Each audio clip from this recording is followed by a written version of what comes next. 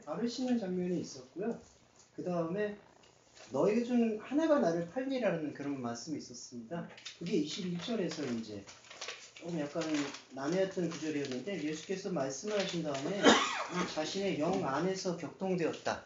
이거 이제 저번에 한번 나눈 기억이 있으실 겁니다. 영 안에서 격동되었다라고 하는데 이게 수동태를 사용해가지고 예수의 격동은 결국 우리에게 필요한 격동이에요. 아까 세상에 안에 있는 자기 사람을 사랑하시는 것과 마찬가지로 그건 무슨 얘기냐면은 21절에서 말씀을 하시고 영이 격동되었다라는 것은 우리의 죽어있던 영에 숨을 쉴 수 있도록 허락하셨다라는 뜻으로 발전적으로 볼 수가 있습니다. 예. 무슨 얘기냐면 하나님은 영과 육이 하나이신 분이 하나님 보내신 자 예수 그리스도는 영과 육이 하나이신 분이고 우리 존재는 성경의 가르친 바에 의하면 영이 죽어있는 상태예요. 근데 영이 죽어있는 상태에서 예수가 영이 죽어있는 우리의 몸 안으로 말씀이 육신이 돼서 들어오셔서 우리로 하여금 죽어있는 영의 심장을 뛰도록 만드셨어요. 그게 바로 여기 21절에서 심령의 민망하여로 번역된 민망하다라는 단어 에트라크레 뛰기 시작하다. 격동하다. 그래서 여기서 이 격동하면서부터 우리한테 보여주시는 하나의 현상이 뭐냐 하면은 진실로 너희한테 말한다. 너희들 중에서 하나가 나를 팔 것이다. 근데 이제 너희들 중에서 하나가 판다라는 바로 그 근거가 이 유다에 대한 것만 언명을 할 수가 있는데 이게 유다라는 것을 어떤 그 특정인에만 무게중심을 둔 것이 아니라 복음서에서는 12라고 형성되고 있는 우리 제자들 이게 이제 우리의 상태를 표현할 수가 있는 것 같아요. 12명이라는 어떤 특정 대자에 대한 이야기만이 아니라 그래서 이 12제자라고 상징되고 있는 우리의 상태에서 하나 이것이 이 하나가 나를 한글 번역에서는 팔리라 판다라는 게 지금 어떤 의미가 있냐면은 파라도조인데 유기하다 넘어가다 그 다음에 무시하다 예, 이렇게 볼 수 있습니다. 아이고 글씨를 더 못 쓰네요. 이거 어떻게 예. 예. 이거 글씨 못 알아보시겠죠? 이거 글씨 좀 못 알아보시겠죠? 예, 죄송합니다. 글씨가 이래서. 예. 여기 정리해서 말씀드릴게요. 유다의 어떤 특정인의 대상을 성경에서는 12제자 중에 하나, 우리의 상태 중에 하나로 보았고 그 하나가 나를 팔리라고 얘기했거든요.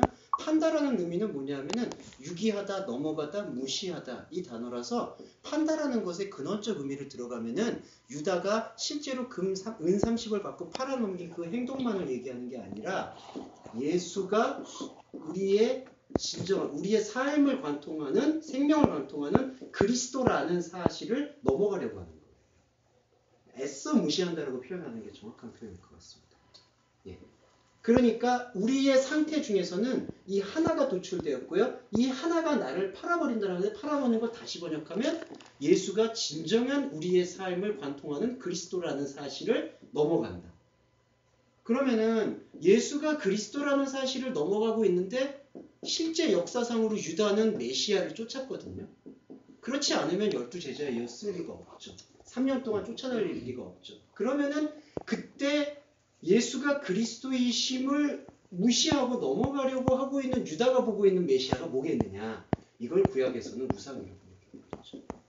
그리고 이거를 10계명으로 들어가서 1계명에 들어가면은 나 외에 다른 신을 섬기지 말라는 그 말씀의 근원적인 발견으로 볼 수가 있다. 그러니까 이게 특정인 유다가 아니라 사실은 우리 안에서의 하나가 이런 메시아를 섬기고 이런 메시아가 아닌 이사야서에서 나오고 있는 흠도 없고 볼품도 없는 아무것도 볼 것이 없는 가난한 자 안에서 일어나는 이 그리스도 되심을 무시하고 넘어가려고 한다는 것이죠. 예, 그게 지금 여기서 심령에 격동되어서 한 말의 근본이라고 볼 수 있습니다. 예. 그다음에 또 하나는 상태 중에 하나인데 요거는 헬라어의 그 레토릭이라고 표현할 수 있습니다. 헬라어 수사법의 특징인데요. 무엇 중에 하나 이거를 영어로 써서 죄송한데 most of all 가장 소중한 것, 가장 중요한 것 그런 거를 표현할 때 이것들 중에 하나 모든 것들 중에 하나 이런 표현을 이제 자주 사용하고 있습니다. 그래서 예수님께서 이 유다의 텍스트를 유다의 대상을 이용하셔서 표현하는 게 뭐냐면 우리의 상태 중에 하나는 뭐냐면은 우리가 가장 소중히 생각하는 것. 철학적 용어로 잠깐 표현드리면 이게 우리의 그 존재 근거를 얘기하고 있어요. 예. 이게 이제 우리의 그렇기 때문에 교리적 용어로 우리의 원죄성도 그대로 보여주는 거예요. 우리의 인간이 갖고 있는 이거 아니면 안 돼. 이건 나의 존재 자체야. 그걸 보고 있는 이 하나는 이 우상성은 언제나 그리스도 대신 예수를 넘어가려고 하고 있어요. 무시하고 넘어가고 유기하려고 하고 있어요. 그래서 예수님이 그 양의 비유를 들면서 양의 우리에 들어가지 않고 넘어가는 자들, 먼저 들어오는 자들은 절도요 강도다 이렇게 표현을 하고 있죠. 그게 여기에 이 단어와 연동이 되고 있습니다. 우리에 들지 아니한 것. 예, 요 관계로 여기서 묵상해 보시면 좋을 것 같아요. 예. 그러면서 이제 제자들이 묻죠. 누구냐 이게. 그러면서 이제 가롯 유다에게 변질된 조각을 주니 가롯 유다가 그것을 받고 나가버렸죠. 예. 근데 가롯 유다가 나가게 된 이후에 어떤 상황이 펼쳐졌냐면 30절에 유다가 그 조각을 받고 나가니 밤이다. 그래서 밤이라는 지금 상징을 밤이라는 그것을 어떤 물리적인 그 기후나 그 기상의 변화를 표현하는 것만이 아니라 바로 하나님을 발견하지 못하고 있는 우리의 어둠을 표면으로 드러내는 거죠. 반대로 생각하면 이게 밤이라는 것을 우리가 지금 하나님의 말씀을 통해서 인지하게 되잖아요. 그러면 우리는 이 밤에서 해방될 수가 있는 거예요. 왜냐하면은 이 말씀을 통해서 우리의 밤의 됨을 우리가 추구하고 있는 우상성이 우리는 낯이 아닌 하나님의 생명이 비추는 생명의 활동 시간이 아닌 밤의 시간을 걷고 있을 수밖에 없다고 폭로를 해주니까. 예. 그래서 유다가 조각을 받고 나가니 밤이 되었다라는 그러한 표현을 이 요한복음의 기록자인 요한은 특별히 염두에 두고 적은 것이죠. 그리고 이거는 성경의 영감을 통해서 지지되고 있고. 예. 예. 그게 저번 주에 나누었던 대략의 스토리였던 것 같습니다. 예. 이 부분은 공감 계속 또 같이 되시죠? 예. 유다의 대상에 대해서는 저번에 계속 말씀을 드렸기 때문에 예, 보겠습니다. 예. 그리고 31절에서 유다가 나갔을 때에 예수님이 뭐라고 얘기하시냐면은 예수가 말씀하시되 예수가 자기 자신을 뭐라고 표현하냐면은 사람의 아들이 영광을 받았다. 지금. 예, 그래서 지금 사람의 아들이 그 다음에 사람의 아들이 그 다음에 영광 받아졌다. 이제 약간 어색하지만 그 헬라어의 태를 살려서 이게 수동태가 쓰였기 때문에 지금 사람의 아들이 영광 받아졌다. 예, 이렇게 지금 표현되고 있습니다. 근데 이게 지금 어느 시점이냐 하면은 지금 사람의 아들이 영광 받았다. 이 지금이 어느 시점이냐 하면은 유다가 나간 시점.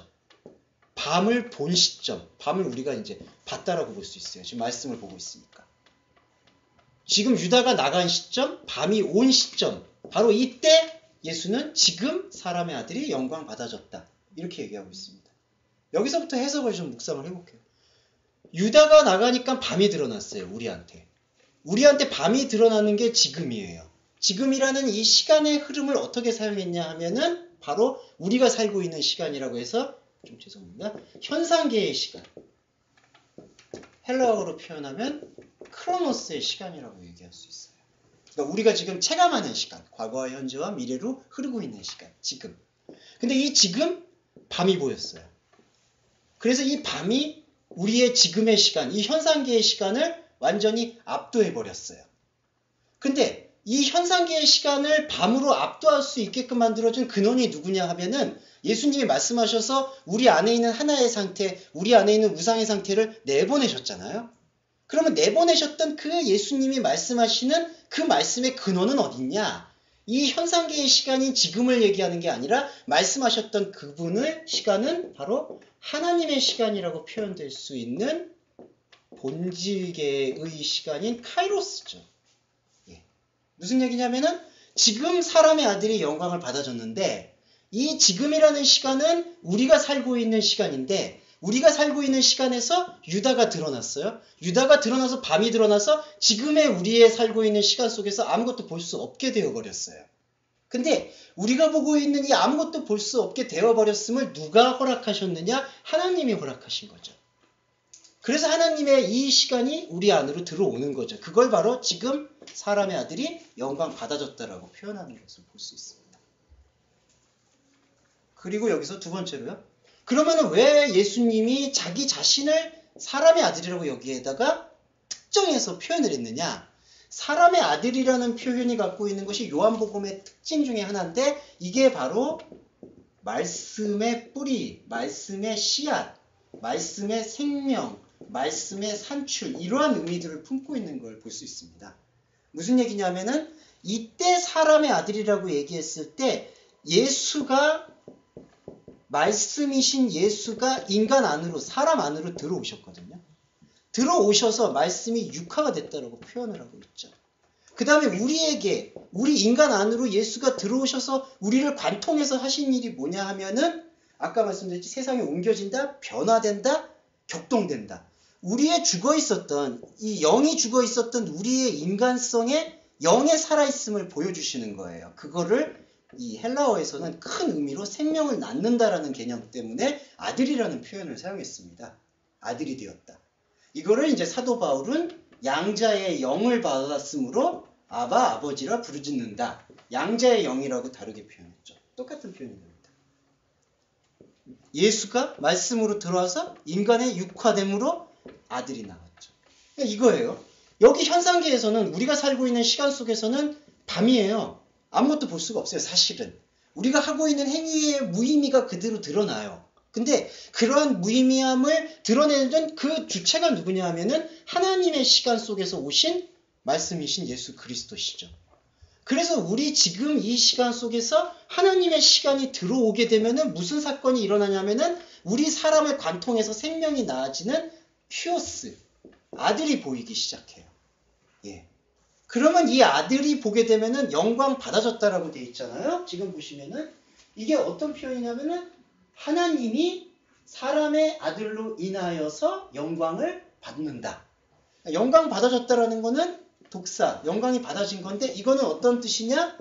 도케오, 근본, 생각, 체계 이런 뜻을 갖고 있습니다. 그래서 누가 영광을 받아지느냐? 바로 하나님이 영광을 받아지는 건데 영광을 받아지게 되는 근본이 우리가 이 지금이라는 시간 속에서 살았을 때 행해왔던 어떠한 행위들을 통해서 영광 받아지는 것이 아니라 오히려 이 행위들의 밤을 경험하게 되는 그 경험을 통해서 그 경험, 영적 경험이 휘어스고요. 이 휘어스를 통해서 하나님은 우리를 알아봐 주시는 거예요.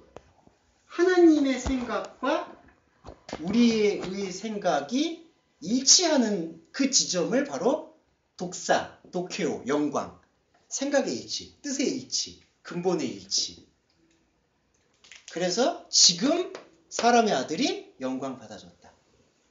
예. 그러면 저거 일치가 네. 우리가 그 하나님과 저는 상관없는 삶 속에서 살고 있었다는 그런 인지했을 때 네. 그 접점. 예, 그렇죠. 그 접점을 표현하고 있죠. 예, 여기. 이게 밤이 덮어버렸다는 접점, 인식. 그 밤을 인식할 때 그 접점을 말씀하시죠. 그렇죠. 요때 이게 들어왔음으로써 그러니까 그거를 인식하게 되는 인식의 근거가 여기에 있으니까 지금 본질로서 사람의 아들이 보이기 시작한 거고 이 아들이 영광이 받아졌다는 것은 이 아들이 하나님에게 발견되어졌다라고 얘기할 수 있어요.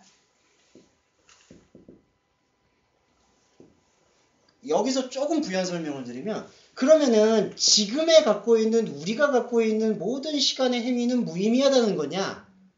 그런 얘기를 지금 드리는 게 아니라 중요한 것은 지금 우리의 갖고 있는 행위와 의지와 생각이 하나님과는 상관이 없었던 밤에 쌓여 있었다라는 사실을 고백하게 되잖아요. 그러면은 그 고백의 근본에 대해서 우리가 주목하게 되고 그게 바로 아들이 보이는 거예요. 우리 안에 생명을 산출하는 생명력. 그러면은 이 아들이 영광받아지는 하나님과 우리와의 소통을 통해서 지금의 밤의 어떤 행위들로 우리를 인정받게 되는 게 아니라 이 밤을 넘어서는 본질계의 행위, 죄송합니다. 본질계의 행위 영역으로 넘어가는 거예요. 기왕 말씀드리면은 본질계의 행위 영역이 뭐냐면요. 교리적 용어로 보시면 원죄라는 용어를 우리가 많이 알고 있잖아요. 근데 이 원죄라는 용어에 대한 새로운 이면에는 뭐가 있냐면은 원행함이 있어요. 원죄는 뭐냐 하면은 프로하마르티아. 이거는 우리가 어떤 행위나 결과를 통해서 얻게 되는 게 아니라 우리가 갖고 있는 존재 자체가 하나님과 떨어져 있음을 보여주고 있는 상태의 표현이에요. 원죄라는 건. 원행함이라는 건 뭐냐 하면은 창세기에서 생명나무로 다시 우리가 회복되어지는 과정을 이야기하듯이 이게 프로포에마라고 해서요. 우리 시간 속에서, 우리 생각 속에서 일어나는 행함이 아니라 하나님 생각과 하나님 영역 속에서 일어나게 되는 행함을 표현하고 있다는 것이죠. 그게 지금 사람의 아들이 영광 받아줬다라는 이 말씀 안에 있는 핵이에요. 이 행함이 없으면 야고보서에서는 믿음이 없는 행함이라고 이야기하고 있고 이 행함이 없는 믿음을 죽은 믿음이라고 표현하는 거죠. 예. 그러니까 우리 그 존재 자체가 선악과를 먹는 행함밖에 없잖아요, 사실은. 예, 생명나무를 그렇죠. 먹어야 될 행함이 예. 없어진 거잖아요. 그렇죠. 그게 우리한테 부재한 거죠. 그 없음이 그리스도를 그래서 통해서 들어오심으로써 들어와서 생명나무를 먹게 되는 그렇죠. 행함으로 그렇게 발견되어지는 메타모르프가 되는 거고. 예. 그러니까 그 근본 속에서 고백은 사실은 우리가 행할 수 있는 게 없다라는 고백이 있을 수밖에 없어요. 왜냐하면은 이게 좀 없음과 있음의 차이인데 우리 안에 의로운 게 없거든요. 없는 게 들어온 거예요. 근데 없는 게 들어왔을 때 그것을 우리가 지금 받아들이고 있잖아요. 이 받아들이는 그 반응 과정 자체가 행함인데 그거를 프로포에마, 우리 시간이 아니라 하나님 시간, 하나님 은혜의 시간 속에서 일어난 행함이다 해서 프로포에마 원행함이라고 볼 수가 있는 거죠. 그리고 이 행함이 결실을 맺어요. 어떤 결실이냐? 나는 포도나무여 너희는 가지니. 이 관계가 여기에 형성이 되는 거죠. 예. 그럼 그 예. 원행함을 네. 하나님의 형상의 회복으로 받을 거죠. 그렇죠. 예. 메타모르포가 되는 거니까. 깨어졌던 예. 하나님의 형상이 예. 회복되어지는 과정. 정확히 말씀하셨어요. 그게 영광 받아지는. 하나님이 영광 받았다는 거는 만약에 집사님이 그 회복의 과정을 지금 경험하고 계시면은 하나님이 집사님을 보게 되는 거예요. 서로가 서로를 알아보게 되는 상태가 바로 영광 받아진다는 것의 근본으로 볼 수 있다. 예. 그래서 31절은 상당히 중요한 구절이라서 좀 공들여서 설명을 좀 드렸던 것 같습니다. 예. 예, 여기 뭐 말씀하실 것 있으시면 또 팀장님 뭐 말씀하실 것 있습니다. 예. 영희 씨 뭐 말씀하실 거? 창원 형제의 마음이라 생각하시고 질문 한번 해보세요. 여기 분명히 창원 형제님 또 원행하면 뭐라고 관계성 이런 얘기 하실 것 같은데 막 지금 울려. 아니 궁금한 게 있었는데 네, 저번에 제 창세기 읽을 때 목사님께 여쭤본 그 원행함이 그러면 생명나무를 그렇죠. 따먹으라는 그 하나의 행함 그렇죠. 말씀하신 거죠? 예. 네. 창세기에 보면은 동산 각종 나무라고 되어 있잖아요. 동산 모든 나무거든요. 왜 거기에 생명이 아니라 모든 나무라고 표현했느냐? 생명은 생명으로 이름 불려지지가 않아요. 나중에 들어가면은. 하나님 안에 들어가게 되면 하나님이 우리를 당신의 품 안으로 품어주시기 때문에 죄송합니다. 유명론이 아니라 무명론이 되는 거예요. 그러니까 이름을 갖고 있잖아요. 우리가 유명론이. 근데 이 이름이 없어지는 거예요. 이게 뭐냐면은 그리스도와 함께 죽고 그리스도와 함께 사는 걸 얘기하고 있어요. 그래서 동산 모든 나무의 열매를 먹는다. 나무를 먹는다. 이게 바로 원행함을 얘기하고 있는 거죠. 여기서는 내가 먹는 게 아니에요. 엄밀히 말하면. 우리 안에 들어오셨던 온전한 은혜의 산물이신 그리스도가 우리로 하여금 생명의 나무, 생명의 살과 피를 먹게끔 하시는 거죠. 예. 그래서 예수님께서 요한복음에서는 내 살을 먹고 내 피를 마시라는 게 생명의 일치를 표현하시기 위해서 이제 그렇게 표현하신 거죠. 그거를 이제 우리가 프로토포에마라고 해가지고 원행함이라고 볼 수가 있는 거예요. 예. 그래서 행함의 본질은 이렇게 보셔야지 의미가 있다. 그리고 이제 나머지 행함들은 우리의 삶에서 이러한 원행함들이 원만하고 확실하게 비춰질 수 있도록 계속해서 지원해주고 움직여주도록 해주는 역할을 하는 거죠. 근데 이제 아시겠지만 인간이 갖고 있는 종교성이 이렇게 지원을 해주고 움직여줘야 될 이 행함들이 근본의 행함으로 자리를 뒤바꾸는 행태들을 많이 볼 수가 있다. 그 인간이 갖고 있는 그게 의식의 뿌리 깊은 본능이라고 할 수 있죠. 그게 나쁘다 좋다의 문제가 아니에요. 그러니까 절대로. 하나님과의 예. 관계성의 회복은 예. 본질로 예. 되어 있는데 그것이 어떻게 보면 예. 신앙생활의 전부잖아요. 예, 그렇죠. 하나님과 일대일의 관계에서의 예. 그 교통과 교제, 소통이 예. 말씀을 통해서 그게 먼저인데 음. 그런 배제한 채 예. 사람과의 관계 속에서 어떻게 예. 그 외부적 행함으로 자꾸만 그 예. 관계를 예. 설정을 짓는 거죠. 예. 이래서 나는 하나님을 믿고 있고 예. 하나님한테 잘 섬기고 있고 예.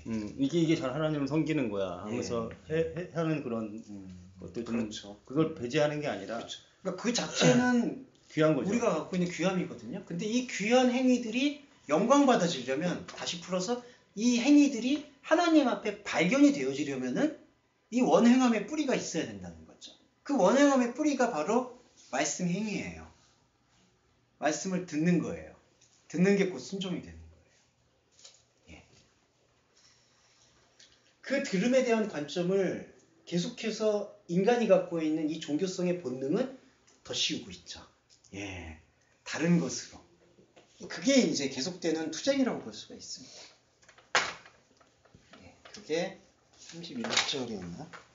네, 31절이었던 내용이고요. 이 뿌리를 가지고 조금 더 보시면은요. 32절에서 만일 이거 저번에 한번 말씀드렸습니다. 신적 가정법. 예. 신적 가정법을 잠깐 말씀드릴게요. 예. 이거 저번에 한번 말씀드렸는데 다시 한번 말씀드리면 이겁니다. 32절에서 만일 하나님이 그 안에서 영광 받아줬으면 가정법을 썼거든요. 무슨 얘기냐면은 근데 하나님은 이미 사람의 아들을 보내셔서 영광 받아지는 관계성을 열어놓으셨어요. 하나님과 사람의 아들. 관계성을 열어놓으셨거든요. 근데 이게 왜 가정법이 쓰였느냐? 하나님의 시간 속에서는 이미 당신의 사랑을 우리한테 심어두신 건데 우리의 관계성이 막혀 있어가지고 이거를 열지 못하면은 이 사람의 아들은 영적인 죽음 상태를 빠지고 있는 거죠.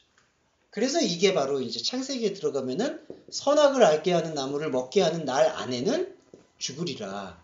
이 죽음이라는 게 물리적이고 현상적인 죽음을 얘기하는 게 아니었죠. 실제로 선악 나무를 먹었어도 아담과 하와는 현상적으로 살아서 움직였죠. 하지만 그것은 하나님의 입장에서 봤을 때는 죽음이죠. 그러니까 하나님과 사람의 아들에서는 이것이 형성이 돼 있는데 우리의 관계와 우리의 생각이 이것을 발견해내지 못하면은 이 아들은 죽어 있는 거예요.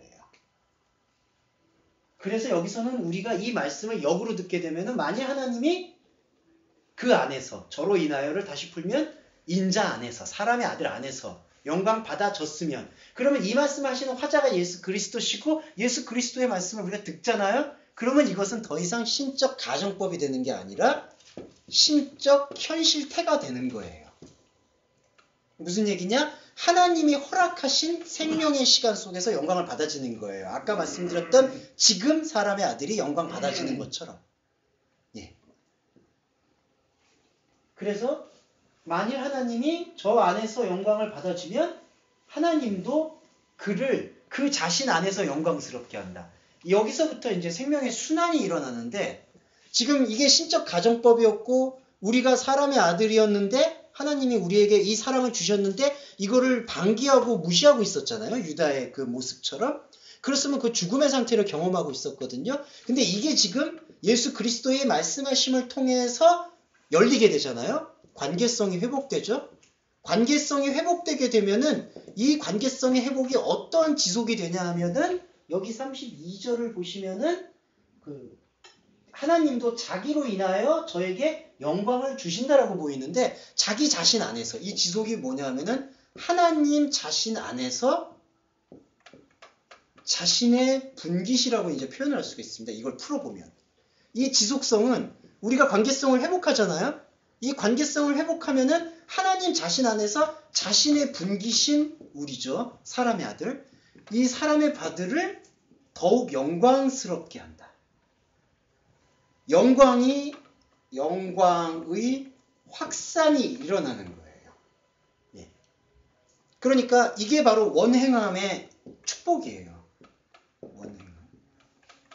왜 이게 또 원행함이냐면은 보시면은 보시지만 하나님과 사람의 아들 사이에서 신적 가정법이었는데 이게 지금 인간의 수평적인 생각이죠. 이게 아까 크로노스적 생각이라고 말씀드렸고 이 생각과 이 행위에 의해서 이게 지금 죽어 있었던 상태거든요. 이 행위를 지금 깨어낸 존재가 누구냐 하면은 예수 그리스도세요. 예수 그리스도를 통해서 관계가 회복됐어요. 그리고 예수 그리스도를 통해서 우리에게 아들이죠. 휴오스 아들이 나타났어요. 그리고 이 아들로 인해서 하나님이 영광 받아지는 사건이 일어났어요. 그리고 하나님이 영광 받아지면 하나님은 그 자신 안에서 이 아들로 발견되어진 우리를 계속해서 영광스럽게 하는 거예요. 그러면 이 관계에 있어서 우리가 행해야 될 것이 무엇이냐 하면은 이 행위를 통해서 영광을 받으려고 하고 있는 이런 하나님처럼 되고자 하는 욕망의 영광이었죠. 유다가 섬기고 있는 것과 마찬가지인 메시아, 우상으로서의 메시아를 섬기는 일들을 단절하고 관계성, 하나님과 발견된 관계성 속에서 자신 안에 있는 생명의 영역을 계속해서 확산해 나가는 거예요. 예. 이거는 좀, 그렇죠. 공감이 되시죠. 신적인 현실이 우리 안에서 펼쳐지고 있는 거예요. 근데 그런 현실이, 이게 중요한 게, 그러한 현실은 우리가 지금 체감하거나 실감하는 우리의 혼적 현실태에서 느껴질 수도 있고 느껴지지 않을 수도 있어요. 그러니까 이게 어떤 증거가 되어서는 안 된다는 거예요. 표적이 되어서는 안 된다는 거예요. 무슨 얘기냐? 이게 좀 중요한데요. 체감과 실감. 인간이 갖고 있는 종교적 행위 중에서 또 하나의 깊은 것은 감정이에요. 그리고 또 이성적 발견이, 이성적 어떤 노력이에요. 근데 이러한 감정적 행위나 이성적 행위를 통해서 우리들 안에서 영역이 커질 수 있는 것은 바로 인간이 갖고 있는 하나님의 아들 되신 예수 그리스도에 대한 생명과 연합하지 않은 혼적인 현실태만이 늘어나요, 이게. 여기서 계속해서 실감해요, 종교성을. 종교 감정이라고 이걸 표현하죠. 그러면 이거는 계속해서 우리 땅에서 우리가 살고 있는 삶 속에서 증거와 표적을 계속해서 찾을 수밖에 없어요. 그러면은 이 영광은 어디 영광이냐? 지금 이 영광이 아니라 우리 안에서 신적인 현실로서 우리에게 펼쳐주시는 이 영광이 아니라 혼적인 현실 속에서 우리가 가지고 있는 현상적으로 체감되는 것들만 계속해서 키워나간다는 거죠. 그럼 그게 나쁘냐? 나쁘죠. 왜냐? 이 체감하는 게 나쁜다는 게 아니라 이 내부에서 우리에게 영광스럽게 하시는 하나님 자신 안에서의 이 생명, 영역, 이게 바로 하나님의 나라인데 이 하나님의 나라가 침노될 생각 없이 자기가 갖고 있는 생각의 나라가 커지게 되면은 이 나라는 계속해서 유기되는 거죠. 아까 말씀드렸던 것처럼 넘어가게 되고 무시하게 되고 여기가 무엇이 내한테 체감이 안 되는데 나한테 보여지지 않았는데 악순환입니다. 그렇기 때문에. 예. 그리고 마지막으로 영광을 주는 방법론을 곧 주시리라고 얘기하셨어요. 한글 번역 보시면은. 이게 곧이라는 게 부사로 쓰였는데 이게 시간으로 반드시 빨리 이렇게 속히 그런 표현을 말하는 것만이 아니라 말하는 게 사실 아니에요. 유디스라는 것은 그 세례 요한이 주의 길을 예비하라 그의 길을 평탄하게 하라 곧게 하다 다시 풀면은 바르게 하다라는 뜻으로 볼 수가 있습니다. 영광을 주시는 방법론이에요.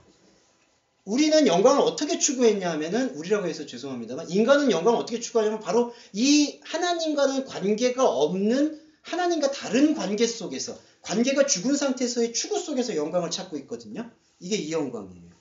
근데 우리 안에서 이 관계성이 회복이 돼서 신적인 가정법이 신적인 현실체로 바뀌게 돼서 이 내부의 영광스러움이 열리게 되면은 이 내부의 영광스러움이요. 우리로 하여금 이 외부 크로노스에서 찾고 있었던 이 영광스러움의 허위를 폭로해요. 이게 무의미하다는 걸 보여줘요. 이게 바로 곧게 만드는 작업이에요. 바르게 하는 거예요. 그래서 우리가 계속해서 미친 폭주기관차처럼 추구하고 있었던 이 영광의 고리를 여기 내부에서 보여주는 하나님 영광의 고리를 발견하니까 이게 무의미하는 걸 체감해요. 이게 이 원행함의 체감이 돼요. 그러면은 이 행위에서 우리가 의미를 찾는 것이 아니라 이 행위에서 의미를 찾게 되는 관계로 바뀌어 버리는 것을 바로 곧 주시리라. 곧게 바르게 주실 것이다. 그렇게 해석이 되는 거죠. 아쉽지만 이거 해석이 잘못됐다고 얘기해도 과언이 아닐 것 같아요. 곧 주시리라가 이제 빠른 시일 내에 주시리라 이런 식으로 해서 이제 이거를 뭐 성령 임재나 뭐 그런 걸로 또 이렇게 해석을 하는 경우가 있는데 오순절 성령 사건으로만 보는 경향이 있는데 이거는 그 사건, 역사적 사건에만 매달리는 게 아니라 오늘날에도 우리에게 지금 주고 있는 하나의 사건을 얘기하고 있죠. 바르게 하다. 이렇게 가는 거예요. 예.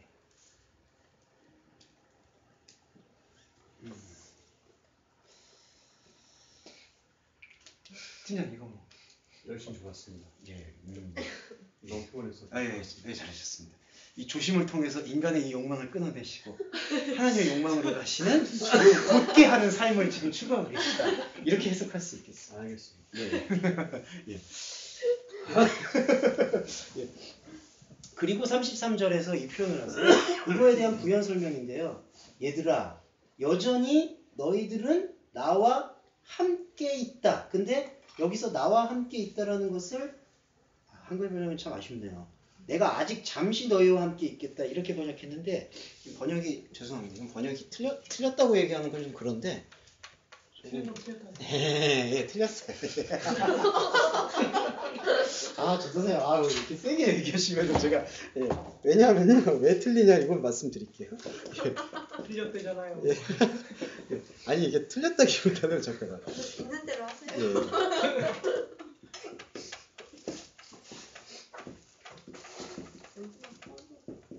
네. 예. 아니요. 저 먹었어요. 야, 글씨가 정말 안타깝네요, 진짜. 예, 요게 13장 33절 전반부예요. 소자들아, 내가 아직 잠시 너희와 함께 있겠다. 소자들이라고 얘기했는데 이게 테크니아가 뭐냐면은 아이들아. 그래서 여기서 아이들이라고 표현하고 있는 이유는 무엇이냐? 제자들을. 왜 제자들을 아이들이라고 표현을 했느냐? 제자들이 갖고 있는 지금 아까 신적 가정법을 받아들이지 못하고 있는 상태에 대한 표현이에요. 그러니까 하나님의 영광스러움을 지금 실제로 이 다락방에 모여있는 제자들은 죄송합니다. 눈만 껌뻑거릴 뿐 지금 못 알아듣고 있는 상태예요. 영적 미진아라고 부르죠. 그렇죠. 예, 영적 미숙아라고도 표현할 수 있고. 저한테 미숙아라고 하니까 죄송하네요. 이미숙 권사님도 여기서 들으시면 싫어하실 텐데. 예. 그래서 이거는 아이들이라고 표현하신 게 특정한 목적을 담고 있어요. 아이들아. 그래서 아이들아, 에티라는 부사는 뭐냐면요. 스틸이라는 영어로 봐서 여전히 너희와 함께 나는 미크로스 찰나의 시간으로 죄송합니다. 존재하고 있다. 글씨 정말. 다시 제가 설명드려요. 말씀드릴게요. 아이들아, 여전히 너희와 함께 나는 찰나의 시간으로 존재하고 있다. 이 표현이 뭐냐면은 이 찰나의 시간이 어떤 시간이냐? 아까 지금 영광받아진 시간과는 무관하게 여전히 아이로서 존재하는 시간을 지금 표현하고 있는 거예요. 그러니까 지금 여기서 한글 번역의 의도는 뭐냐면 내가 아직 잠시 너희와 있겠으나 좀 있다가는 못 볼 것이다. 이제 이런 식으로 해석을 하는 경향이 있는데 이 다락방 이야기는 그 역사적인 얘기만을 얘기하는 게 아니라 지금 보편적인 순서를 얘기하고 있는 거거든요. 영적 순서. 그래서 아이들아, 여전히 너희와 함께 나는 찰나의 시간으로 존재하고 있다. 다시 풀어서 보면 이 영적 성숙, 영적 생명력의 영광을 발견되어지는 존재가 아닌 상태인 이 아이들의 상태, 테크니아의 상태에서는 찰나의 시간, 하나님의 시간이 아닌 인간의 시간 속에서 예수를 상관하고 있다라고 보는 거죠. 그래서 여기 보시면은 너희가 나를 찾을 것이나 유대인들에게 내가 말한 것과 같이 내가 가는 곳으로 너희는 오는 것을 할 수 있는 능력이 없다. 이걸 유대인들한테 얘기를 언제 하셨느냐? 유대인들한테 말씀하신 적은 이 요한복음의 맥락에서는 직접적으로 나온 적이 없어요. 그럼 여기서 유대인들에게 말했다라고 얘기하는 근거는 뭐냐 하면은 유대인들의 생각에서는 메시아는 어떻게 와야 된다, 어떤 목적을 가져야 된다, 어떤 현상으로 와야 된다, 이러한 지금 현상주의적인 생각에 묶여 있는 거예요. 얘가 유대인들에게 말한 것과 같이 다시 풀어서 보면은 유대인들은 그렇게 생각을 하고 있는 거예요. 유대인들이 어떻게 생각하냐면은 내가 가는 곳으로 유대인들은 가야 된다라고 생각하고 있어요. 목적을 갖고 있는 거죠. 근데 내가 가는 곳으로 너희들은, 유대인들은 올 수 있는 능력이 없다. 왜냐하면은 예수님은 우리가 어떤 예수님을 제자처럼 따른다든지 예수님의 본을 받는다든지 예수님을 나와 상관없이 외부에다 두고 예수 그리스도, 나는 이걸 쫓아가는 목표물 혹은 동경 혹은 멘토 이런 식으로 추구하게 되면은 이렇게 가잖아요. 이렇게 가면 여기에 뭐가 보이겠습니까? 예수 그리스도가 보이는 게 아니라, 다시 풀어서 얘기드리면 우상이 보이는 거예요. 그렇기 때문에 내가 유대인들에게 말했다. 유대인들은 뭐냐면 이 메시아를 목적주의적으로 보고 있고, 목적주의적으로 보고 있는 메시아를 추구하고 있으면 내가 가는 곳으로 유대인들은 갈 수 있는, 다다를 수 있는 능력이 없는 거죠. 왜냐하면 이 관역 자체가 다르니까. 그러면 네. 이거를 이렇게 바꿔봐도 되나요? 네. 미숙한 자들아 여전히 너희와 함께 나는 너희 찰나의- 생각 안에 나까지도 네. 찰나의 시간 안에 예. 묶어놓고 묶어놓고 준비되고 있다. 너희 생각 가운데. 예, 그렇습니다. 예. 그래서 너희가 나를 찾을 것이나, 이때 너희는 아이들인 상태. 그런데 너희가 나를 찾을 것이나, 나는 유대인에게 말한 것과 같이 너희들이 나를 찾으려고 하고 있는 이 우상의 숭배의 자리에 내가 있을 수 있는 이유가 없다. 풀어서 보면 이렇게 볼 수 있어요. 그 소자라고 했던 게 보면 네. 저기랑 다 일맥상통하는 것 같아요. 네. 가난한 자, 예, 고아 가구, 그렇죠. 또 영적 소경, 예. 또 예. 그리스도 장성한 분량에 이르지 못한 상태. 그렇죠. 그 상태죠, 상태. 그렇죠. 사실은. 그래서 이 소자라고 표현하고 있는 것 중에는 두 가지 의미가 있어요. 어린아이와 같이 되지 않으면 천국에 못 들어가는 소자가 있고, 여기서의 지금 이 소자하고의 관계는 어린아이처럼 되어지는 소자는 이 영광, 아까 말씀드렸던 내부의 영광이라고 표현드릴게요. 내부의 영광에 비춤을 받았을 때 내가 할 수 있는 게 없다라는 사실을 철저히 자각한 사람은 하나님 앞에서 어린아이가 될 수밖에 없어요. 근데 이 테크네아 아이들은 어떤 아이들이냐면 자기가 아이라는 것을 인정을 안 해요. 예. 자기가 아이라는, 내가 지금 상황에 갖고 있는 모든 행동들이 밤이라는 사실에 대해서 자각하려고 하지 않아요. 인정하고 싶어 하지 않아요. 나는 지금 잘 가고 있다고 믿고 있고, 그 믿음을 다른 사람한테 강요해가지고 제도를 만들고 교회를 만들어요. 교회라고 얘기해서는 죄송합니다만. 예. 결국은 네. 우리 일반적인 우리 같은 사람들, 네. 죄송하지만 저 같은 경우에도 저라고 말씀해 주시죠. 저요.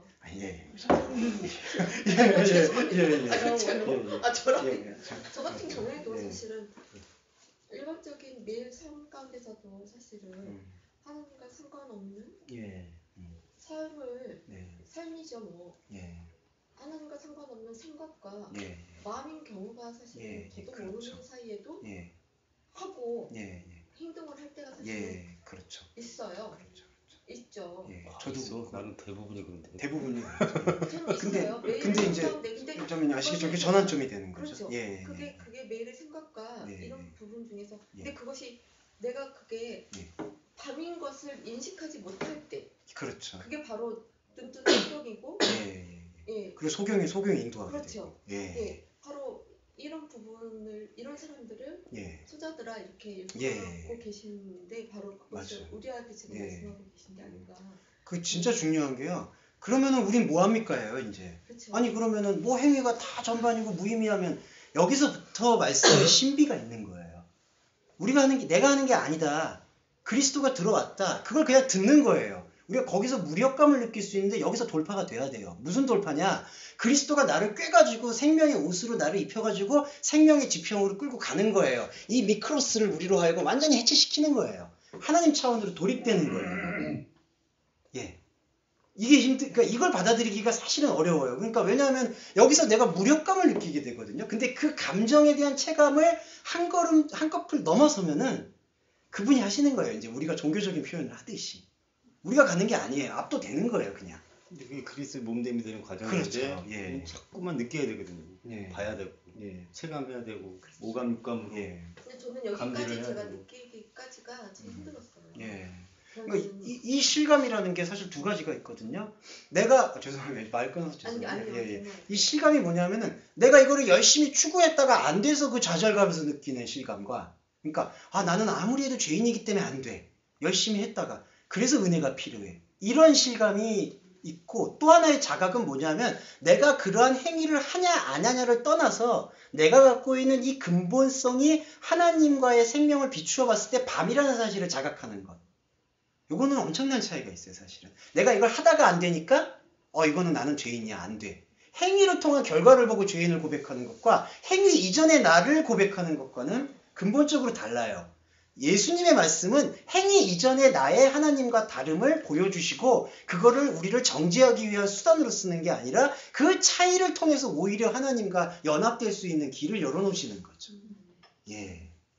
그래서 이게 좀 복음의 그 개념을 조금 새롭게 다시 재편해서 보게 되시면 사실 우리가 살고 있는 모든 것에 하나님과 연합할 수 있는 의미를 찾을 수가 있는 거예요. 예. 존재 이코로가 죄니까. 예, 그렇게 되는 거죠. 예, 근데 이게 너무 갑자기 존재가 죄다 이러면은 그러니까 이걸 약간 애둘러서 이렇게 근본적이다 뭐 이렇게 표현하면은 좋겠다 제 생각을 했습니다. 본인도 좀 세게 하세요. 예. 그래서 이건 이해되시죠? 유대인들에게 말한 게 뭐냐면 유대인들은 표적을 쫓고 헬라인은 지혜를 찾잖아요. 이 유대인들이라고 얘기하는 그 표적에 대한 것이 바로 메시아를 우리에게 보여주옵소서. 14장 넘어가면 빌립이 뭐라고 묻냐면은 아버지를 우리에게 보여주옵소서. 그리하면은 내가 만족하겠나이다. 이게 목적이에요. 계속 우리가 가게 되는 거. 그래서 아까 그 두 실감에 대해서 말씀드렸을 때 제일 안 좋은 실감이 뭐냐면요. 이 목적을 추구하다가 좌절됐을 때 죄인입니다. 고백하는 거예요. 이런 고백은 하지 말아야 돼요. 사실은. 예. 하다가 안 될 수도 있고 될 수도 있죠. 인생을 살아가다가 근데 그거를 뭔가 내가 하나님의 명령과 계시를 받아서 열심히 했는데 안 됐어. 내가 믿음이 부족했거나 아니면 뭐 잘못된 거야.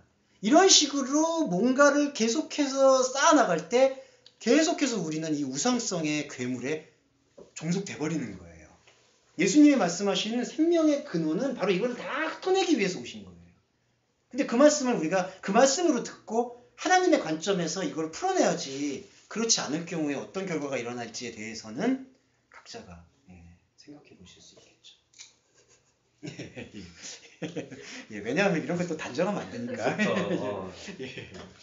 무섭다. 예, 능력이 없어요. 그러니까 우리는 유대인들에게 말한 것과 같이 나의 가는 곳에 올 수 있는 능력이 없다. 그러니까 이게 참 고통스러운 게요. 가는 곳이 예수가 가는 곳이거든요. 휘파고 무. 나의 가는 곳. 이것도 생명의 의미가 좀 담겨 있는 게 나의 가는 곳을 현재형으로 사용하고 있어서요. 내가 가고 있는 이 장소와 내가 가고 있는 이 상태를 예수님은 동일시하세요. 예. 이게 이제 저희가 13장 처음에 했을 때 하나님과 우리와의 그 과정 관계에 대해서 설명을 드린 건데 과정하고 결과가 하나예요. 나의 가는 곳. 이게 예수님의 말씀의 본질인데 예수님은 어떤 위치에 있으시냐면요. 어떤 관계성을 갖냐면 이게 하나님이고 우리 인간이라면은 인간에게 들어오셔서 하나님이 인간에게 들어오셔서 우리 인간에게서 하나님에게로 향하게 하세요. 요게 예수 그리스도의 과정인데 요게 예수 그리스도의 말씀 자체예요. 우리는 하나님인 것도 아니고 사람인 것도 아니고 냉정히 말하면 하나님을 향하고 있는 존재, 그리스도의 몸된 존재예요, 이게. 그래서 나의 가는 곳이라고 하고 있잖아요. 예수는 온전히 우리를 위해서 오신 사랑의 절정이에요. 그분은 움직이세요. 휘파고 계속 가세요. 움직이세요. 근데 이 가는 것과 이 장소, 나의 가는 곳, 이 나의 가는 곳이라는 게 장소에서 한 가지 의미는 뭐냐면 유대인들은 여길 가야 돼. 가 있어야 돼. 이 목표점에 가가지고 땅을 짓고 가나안을 정복하고 깃발을 꽂아야 돼. 그게 아니에요. 예수님은 나의 가는 곳이 가는 것 자체가 장소가 되는 거예요. 예. 그래서 길, 진리, 생명 이렇게 보시는 거죠. 그러니까 우리가 이 도상에 있을 때 인간이 갖고 있는 욕망의 고리가 끊어지죠. 하나님 안으로 들어가지만 나는 하나님이 아님을 고백하죠. 이런 식으로 이루어지게 될 때 이게 바로 그리스도의 몸이 되는 거예요. 근데 유대인들에게는 여길 가야 되니까, 깃발을 꽂아야 되니까 능력이 없는 거예요. 근데 더 안타까운 건 능력이 없는데도 가려고 하는 거예요. 엘덴. 예. 나의 가는 곳에 갈 수 있는 능력이 없다. 근데도 유대인들은 계속해서 너희가 나를 찾는다. 제테이테. 소자로서, 어린아이로서. 그렇게 되는 거죠. 예. 이게 좀 저희가 좀, 의미심장하게 좀 받아들일 필요가 있지 않았나. 능력은 없는데 쫓아가요. 이게 그 죄의 본성과도 같아요. 죄라는 건 하마르티아는 근원적으로 관역이 다른데 계속해서 활을 쏘는 행동이에요. 인간은 이렇게 물을 수 있어요. 그럼 활을 안 쏘면 되지 않느냐. 근데 존재는요. 어머니 뱃속에서 모태의 탯줄을 끊고 나왔을 때부터 움직일 수밖에 없는 존재예요. 예, 물으면 탈 수밖에 없어요. 그럼 이 움직임을 어떤 움직임에 헌신해야 될 것이냐. 자명하죠.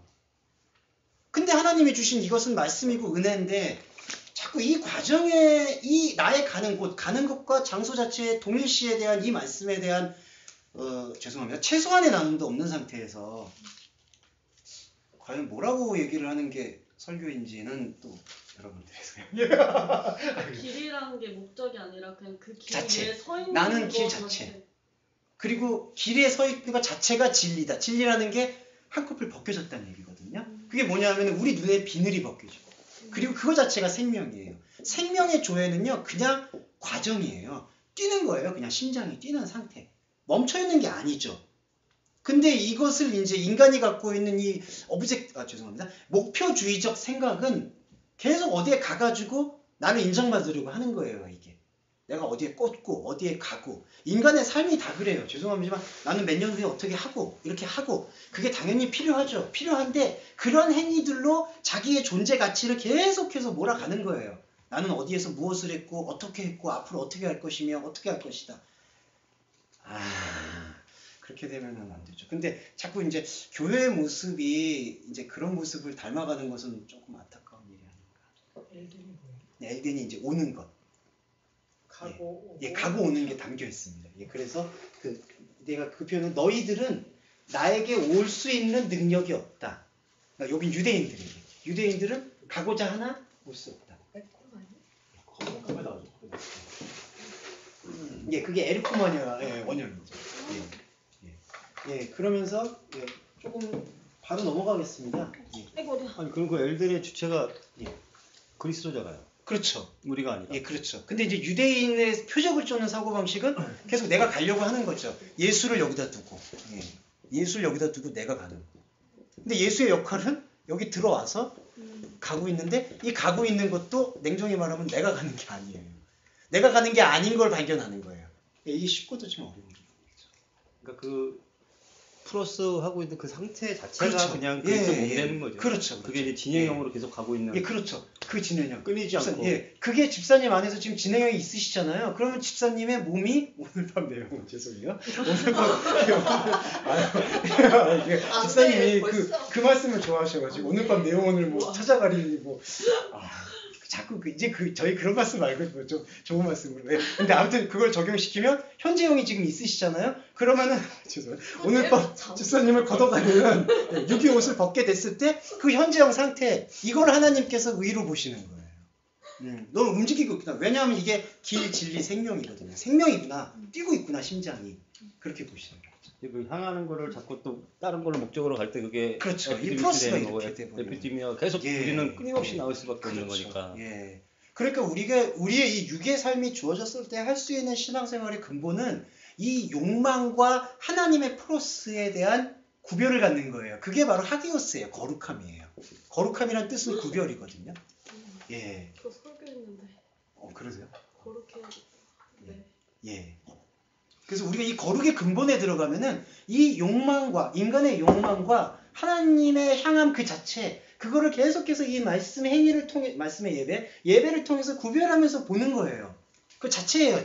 죄송하지만 거기서 우리가 거룩하게 되어야 된다라는 것은 어떤 행위나 움직임이나 내 행실이나 내 입술의 말들 이런 것들은 거룩하게 한다라는 것은 아주 하위적 개념이에요. 없다라는 게 아니라. 근데 그러한 행위들의 개념이 그 본질의 거룩함을 지원을 해줄 수 있을 때 유효한 거지, 지원해줄 수 없을 때 그 거룩함은 죄송하지만 외식으로 발전을 한다. 예, 그렇죠. 예. 예. 좋은 말씀이셨습니다. 예. 그래서 여기서 이제 오는 것을 할 수 있는 능력이 없다. 그러면서 내가 지금 너희한테 말한다. 또 여기 아르티를 사용했습니다. 예. 예. 그래서 이 말씀을 하시면서 내가 지금 말한다. 이게 또 중요하죠. 이게 아까 나의 가는 곳에 대한 현재형의 부연 설명이에요. 내가 지금 말한다. 레고 아르티. 이 아르티라는 시간은 또 지금이라는 의미의 부사예요. 근데 이것과 여전히 미크로스로 이게 이제 차별을 두는 거죠. 예수님께서. 우리는 여전히 이 하나님의 상관없는 이 찰나의 시간 속에 살고 있음을 고백하게 되잖아요. 그러면은 예수님의 이 지금 말하고 있는 이 레고 아르티, 지금 말하게 되는 그 하나님의 현재형에 동참하게 되는 거예요. 그러니까 우리가 지금 인간의 시간을 살고 있잖아요. 지금 저희가 7시에 모였는데 지금 8시 40분 넘어가고 있잖아요. 흐르고 있거든요. 이건 흐를 수밖에 없어요. 이 필연이에요. 이 인간의 필연 속에서 이 인간의 필연이 하나님의 하나님의 의미가 아닌 하나님의 욕망에 연루되어 버렸으면요. 이 시간은 의미 없이 그냥 가버리는 거예요. 근데 이 필연의 시간 속에서 지금 말씀하시는 그분, 레고 아르티, 그 말씀을 듣게 되는 이 본질에 참여하게 될 때 우리는 이 아이가 되는 게 아니라 그리스도로 인해서 텅 빈 아이가 되는 거예요. 나의 에피디미아가 죽는. 그 에피디미아가 죽을 수 있는 결정적 계기가 새 계명이 됩니다. 34절에서 새로운 계명을 주노니 서로 사랑해라. 근데 이 서로 사랑의 본질을 요한복음은 아주 정확하게 묘사하고 있는데요. 서로 사랑을 뭐라고 표현했냐면 내가 너희를 사랑한 것 같이. 이게 전제가 되어야 됩니다. 이게 신적 가정법과 신적 현실태의 관계예요. 그러니까 우리는 사랑할 수가 없어요. 냉정히 말하면. 냉정히가 아니라 현실이 그렇죠. 영적 현실이. 내가 너희를 사랑했다라는 게 누구냐? 하나님이 보내신 자 예수가 우리 안에 들어온 거를 내가 너희를 사랑한 거예요. 이 사랑은 우리가 느끼는 그러한 내가 사랑했어, 사랑받았어 이런 게 아니라 그분이 하나님이 우리에게 예수 그리스도라는 사랑을 보내주신 그 자체예요. 내가 너희를 사랑한 것 같이. 그러니까 사랑이라는 게 어떤 동적 행위로 얘기하는 게 아니라 존재 자체를 보여주고 있는 거예요. 그래서 우리가 이 존재 자체이신 하나님의 보내신 자를 우리 안에 보게 되었을 때 나 안에 다름인 서로를 사랑할 수가 있게 되는 거예요. 그러니까 이게 표면적인 거는 예수님이 발을 닦아주고 겸손의 모델을 보여줬으니까 나도 상대방에게 겸손의 모델을 보여줘야지. 이거는 외층적인 것을 외층적인 것으로 해결해버리는 그런 순환밖에 안 돼요. 그게 카톨릭이 추구하는 말이에요. 예, 그렇죠. 그리고 그런 거에 또 충실하게 되면은 제도적으로 유익을 생기죠. 제도적 유익이라는 건 뭐냐면 인간 사이에서의 승인을 얻을 수 있죠. 인정도 받고, 예. 또 이게 박애주의 해서. 근데 개신교의 특징과 본질은 그거를 도외시하자는 얘기가 아니라 하나님이 보내신 자의 사랑이 무엇인가를 인지하는 것이 더 중요하다. 더라고 얘기해서는 죄송합니다. 이게 본질이라는 걸 얘기하고 싶은 거예요. 내가 너희를 사랑한 것 같이. 사랑은요, 아시겠지만은 뭐 하는 게 아니잖아요, 사실은. 사랑에 실체가 없죠, 사실은. 그냥 그저 있는 거예요. 가장 궁극의 사랑은 어떤 행위를 통해서 나오는 게 아니라 그저 그 사람을 바라봤을 때 사랑하게 되는 거죠. 마찬가지죠. 하나님이 보내신 자 예수가 우리를 사랑한 건 우리를 사랑한 게 우리한테 보여준, 말씀이 보여준 것 자체가 사랑이에요. 그러면 우리는 이제 그 자체인 사랑을 가지고 사실은 내 안에 다른 사랑들, 다른 복음들, 다른 인식들이 이게 달랐구나. 이게 나는 하나님과 상관성이 없었구나. 그걸 고백하게 되는 게 서로 사랑하게 돼요. 그러면은 내가 하나님의 사랑이 아니었구나. 내가 이 복음이 아니었구나. 이게 무가치해지는 게 아니라요. 이렇게 들렸던 다름이 헤테로스의 다름이 본질의 다름이 되는 게 아니라 본질의 동일한 다름인 알로스 상태의 다름으로 소급이 되는 거예요. 원수가 사랑이 되는 거예요. 그래서 서로 사랑하라가 이루어지는 걸 볼 수가 있고, 내 안의 원수들, 내 안의 원수들이, 내 안에 다른 나들, 예, 다른 나들이 다 자기 안으로 들어오는 거예요. 심지어 과거에 하나님을 잊고 살았던 나의 모든 행위들이 하나님의 생각과 생명 가운데로 수렴되는 거예요. 왜냐하면 하나님의 시간은 우리의 시간과 다르기 때문에. 그래서 그게 예. 왜 레위기에 들으면 예. 네 원수를 사랑하라는 네. 말씀하고도 네. 그래서 그렇죠. 그렇게 연결이 되는 거죠. 그래서 예수님께서는 구약의 모든 계명을 바로 이걸로 해석을 하시는 거죠. 영적 해석으로. 내가 새로운 계명. 그러니까 구약의 계명은 모든 게 사실은 새로운 거예요. 예. 그러니까 이거를 뭐 다른 계명으로 그 구약 계명 안 지켜. 신약 계명 이런 게 아니라 구약에 말하고 있는 모든 계명의 디테일들은 바로 이거를 얘기하기 위해서 존재하고 있다. 그렇게 얘기할 수가 있겠습니다. 예, 그렇게 해서 서로 사랑에 대한 그 부분으로 볼 수가 있고 35절에서 제자도가 뭐냐? 제자도라고 이제 많이 표현하셨습니다. 제자도가 뭐냐? 너희가 서로 사랑하면은 모든 존재가 너희가 내 제자인 것을 알게 될 것이다. 근데 여기서 한 가지만 주목하실 수 있는 게 모든 사람이라고 했는데 모든 사람의 본질이 뭐냐면은 판테스. 이게 다른 사람들이 저 사람은 예수님 제자 알아보는 게 아니라 나의 인생의 모든 것들을 얘기하고 있어요. 판테스. 만물. 모든 것. 그러니까 모든 사람들이 저 사람의 그러니까 이런 게 오해가 아쉬운 게요. 사람이란 단어는 없거든요, 사실은. 모든 것이 만물이 너희가 나의 제자인 것을 알게 될 것이다. 그때 만물은 내가 가지고 있는 생각, 언어, 문화, 관습, 감정 이 모든 것들을 얘기하고 있어요. 그게 제자인 것을 알아보게 되는 것은 이렇게 외부적 행위를 통해서 저 사람이 정말 여집사님이 외부적 행위가 좋아서 제자야, 예수님 제자 이렇게 알아보는 게 아니라 여집사님 안에서 예수님의 사랑이 들어와서 움직이고 있는 것 자체를 여집사님의 인생의 모든 것이 알아본다는 거죠. 그러니까 여집사님의 인생 전체가 판테스 만물이 모두 여집사님의 중심성을 차지하고 있는 예수님의 사랑으로 채워지는 거예요. 그거 외에 없는 거예요. 예, 이렇게 되는 것을 우리가 그럼 그걸 알게 될 수 그렇게 있어요. 해석할 수 있나요? 예. 이전에 예수님을 알기 전에 예. 그 모든 것도 죽었던 그렇죠. 것들이 그렇죠. 죽었던 것이 다 일어나는 거예요. 그리스도로 예. 인해 살아난 것들로 예. 그러니까 모든 영적 감각들이 다 드러나는 거예요. 예. 그래서 욥이 처음에는 저주받았을 때 모태에서 태어난 걸 저주하다가 그 다음에 하나님의 진리를 깨달은 다음에 모태에서부터 나온 모든 것들을 축복하기 시작하는 거예요. 예, 그런 관계로 전환되는 것을 모든 것이 너희가 내 제자인 것을 깨닫게 될 것이다. 사망에서 예, 생명으로 생명으로 옮겨지는 거죠. 그래서 예수님의 말씀은 정죄가 없는 거예요. 예, 그렇게 시절에 네. 해골들이 예, 마른 뼈들, 예, 맞죠. 마른 뼈들이 예, 맞습니다. 예. 전체적으로 이렇게 생각해 보실 수 있겠습니다. 예, 그러면 잠시 쉬었다가 이제 마무리 조금만 하면 될 것 같은데요. 뜨거워 준대요. 예, 뜨겁죠. 맞다, 뜨거워. 저기 안에 있는데. 네, 해드릴게요. 죄송합니다. 뭘로 드릴까요? 뭐 아무거나 있어. 다양하게 있습니다. 간단한 얘기 이제 13장의 마무리해서 우리 베드로가 또 하려고 크게 하십니다. 참 베드로 아저씨라. 죄송해요. 나 천국 가서 어떡해 진짜. 나 베드로한테 진짜 맞을 것 같아. 벤치 받는 거 아니에요? 진짜. 너무 가. 너가 이럴 것 같아. 나 바울 찾는데 바울이 뭐 저기 어디 짤막해 계시고. 너무 인기 많아서. 네. 예, 베드로가 또 이런 얘기를 합니다. 주여 어디로 가시나니까. 또 이 간다라는 것과 그 간다라는 것에 대한 좀 이해가 지금 부재하고 있어요. 시몬 베드로가. 그래서 어디로 간다고 하는 게 자꾸 왜 간다고 얘기를 하냐. 휘파고라는 그 표현. 자꾸 간다고 얘기하면서 이제 예수께서 그렇게 대답을 하십니다. 베드로야, 너가 나의 가고 있는 곳에 지금은 따라오는 것이 능력이 없지만 이후에는 나를 따를 수 있게 된다. 이제 이거에 대해서는 관계가 분명하게 보이실 수 있을 거라고 생각해요.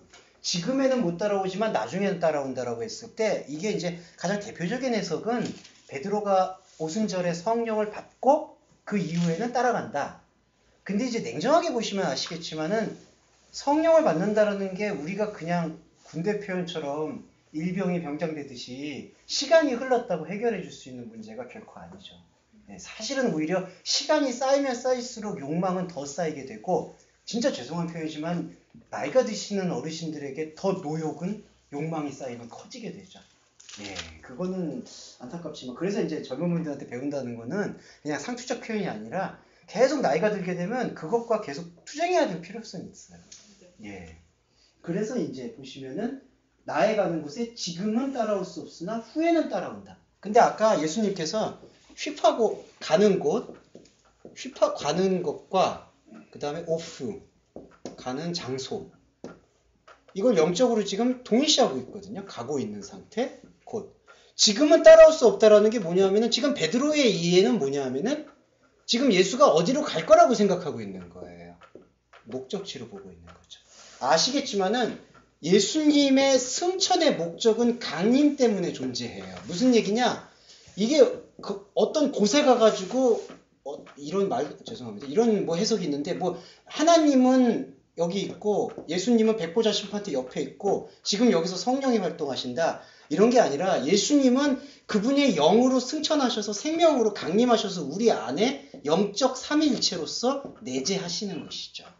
그러니까 지금 하나님 있고 옆에 보좌에 예수님이 앉아 있어가지고 이렇게 지켜보고 있는 그런 상황이 아니라 예수님은 승천하신 목적이 뭐냐면 우리에게 다시 오기 위해서 가고 오고 가는 것과 오는 것 이 장소와 동일시하신 거예요. 근데 베드로는 그렇게 이해를 할 수가 없는 상태에서 예수님이 어디로 간다고 지금 인식하고 있는 거죠. 그래서 베드로야 지금 나를 따라올 수 있는 능력이 없다. 이게 바로 투박하게 얘기하면 현상의 시간에선 따라올 수 있는 능력이 아니고 휘스테론 이거를 넘어섰을 때 이게 이제 중요합니다. 휘스테론이라는 게 그 후에라고 한글 번역에서는 되어 있는데 이게 단지 시간의 흐름이 지나면 따라올 것이다 라는 그런 암시를 얘기하는 게 아니라 우리 시간이 끊어질 때 이 현상의 시간에서의 철저한 영적 단절을 체감하는 거죠. 이게 아까 밤에 대한 경험과 일치하는 겁니다.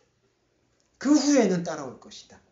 그러니까 제자도라는 게 뭐냐면은 이 후에 따라오는 행위가 원행함이죠. 그 원행함으로 따라가는 거예요. 그게 제자예요. 그러니까 제자의 개념 자체를 조금 다르게 우리가 묵상해야 될 필요가 있다.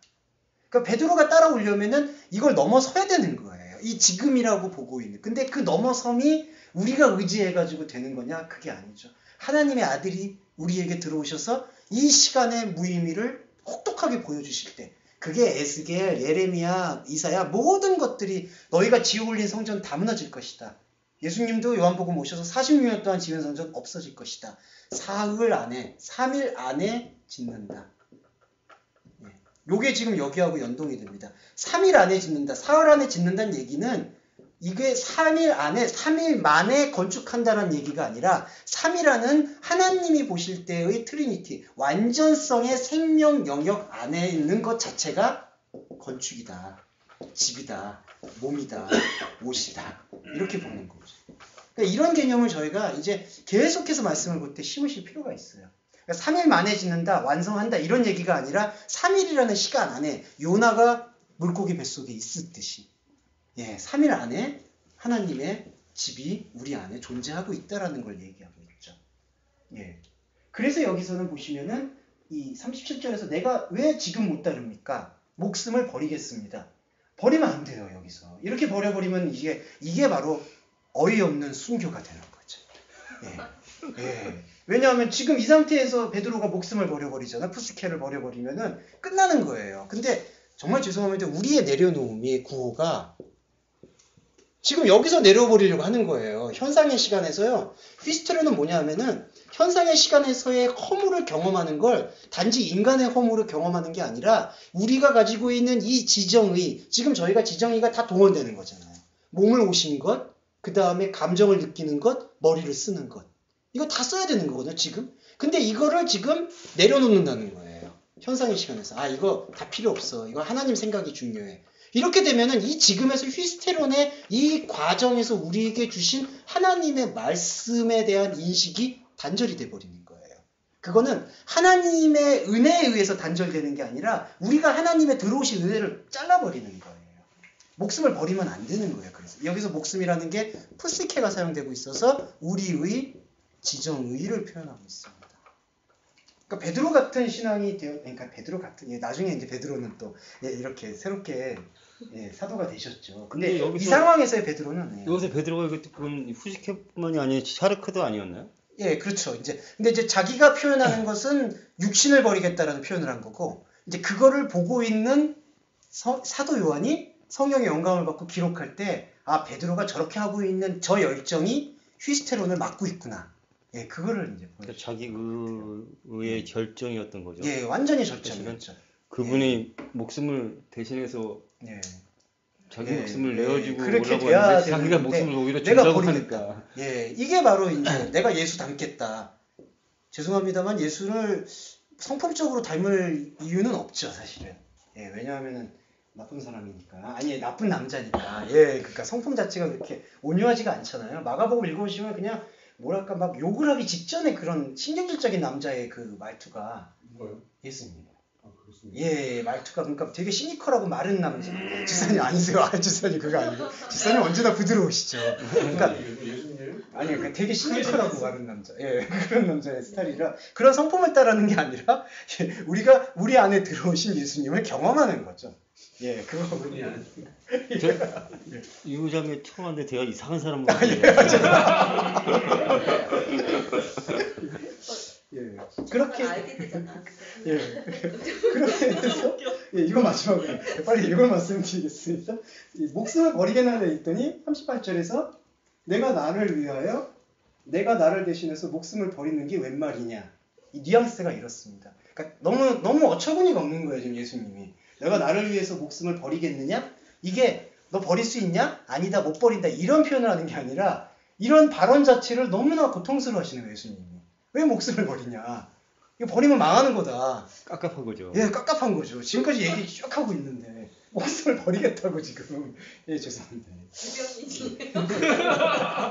예, 그래서 그리고 마지막으로 예, 진실로 너에게 말하노니 너가 나를 3번 부인하고 있는 이 동안에는 수탉은 울지 않는다.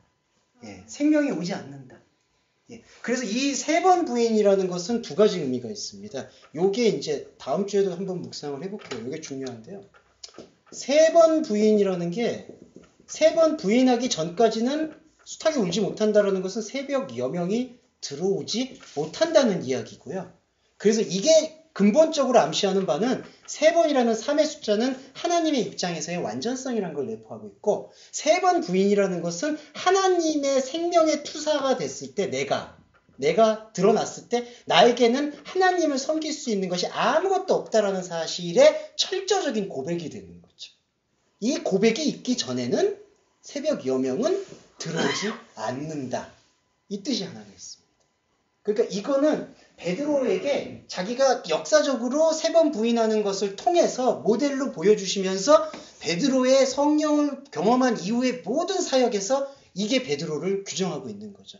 나의 존재에 철저적 부인이 필요하다. 그렇지 않으면은 수탉이 울다는 것은 새벽 여명이 온다는 얘기거든요. 빛이 들어온다는 얘기를 말하고 있어요.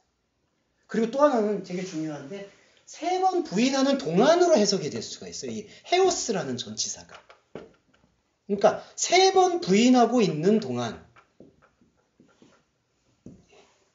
그럼 이거는 뭐냐면은 우리가 가지고 있는 그 부정의 과정이에요. 예. 이 부정의 과정에서 새벽 여명이 울지 않는다라는 얘기는 무엇이냐면은 반대로 얘기하면은 3번 부인하고 있는 이 과정 자체가 새벽 여명에 참여하고 있다라는 것을 역설적으로 암시하고 있어요. 예. 조금 어렵지만 요거는 다음 주에 다시 한번 자세히 나눌게요. 2가지가 있어요. 내가 철저히 부인이 돼야 된다는 것이고 또 하나는 내가 철저히 내 자신의 의지로 부인될 수 없다라는 사실을 또 고백하는 게 3번 부인하는 동안이에요. 무슨 얘기냐면은 우리가 인생을 살고 있는 시간 동안에 있어서는 나는 아무것도 할 수 없다라는 이런 부인이 우리가 가지고 있는 구호나 슬로건처럼 나는 아무것도 안 돼, 아니야, 난 끝났어. 이렇게 이례적으로 끝날 수 있는 사건이 아니라는 걸 얘기하는 거예요. 그러니까 계속되는 자기 부인이 일어나는 거예요. 근데 이 자기 부인이 자기 고행이 이런 어떤 내가 안 돼, 나는 안 돼 이런 자기 고행이 아니라 하나님의 말씀과 계속되는 이 새벽 여명을 받아들이고 있는 동안에 이루어지고 있다는 거죠. 예. 그 역설이 여기 많이 담겨 있고요. 요거에 대한 표현은 또 다음 주에 또 자세히 설명을 드리겠습니다. 이게 14장하고 연결되는 내용이기 때문에요.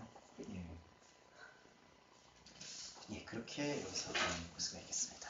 예, 그래서 정말 고생 많이 하셨습니다. 이렇게 너무 추운데 눈까지 왔는데.